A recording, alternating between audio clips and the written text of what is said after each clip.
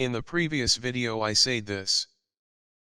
If I needed more parts to make with this mold, I would design some ejector pins.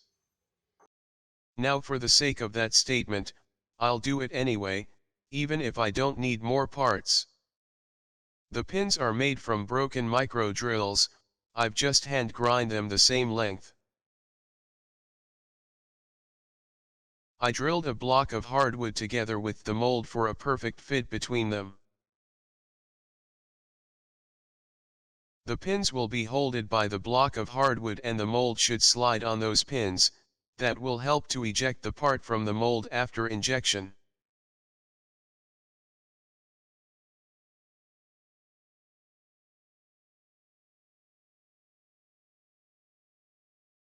Here is how it looks with the pins in place.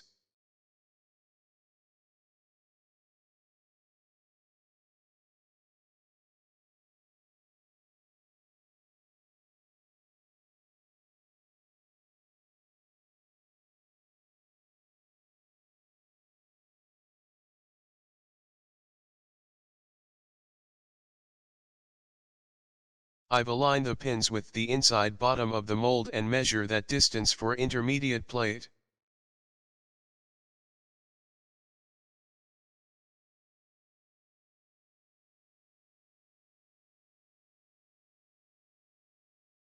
The intermediate plate is also from hardwood, and it will cover the extra space for clamping the mold in the vise for injection, and keep the pins flush with the mold.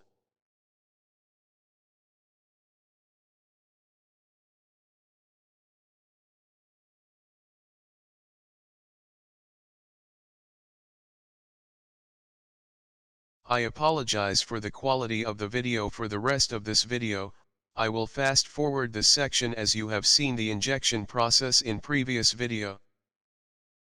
If you haven't seen it, the link of that video is in description. It is also the link for the video of making the aluminum mold.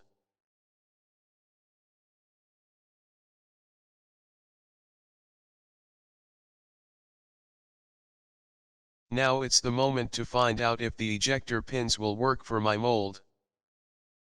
This was a success.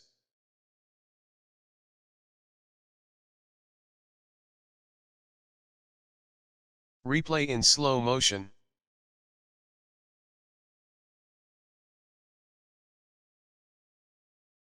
I took a picture of the part where you can see the ejector pins marks, and also the dirt in the part, because when I drilled the mold I've cleaned up the chips with a dirty brush, and forgot to clean the mold.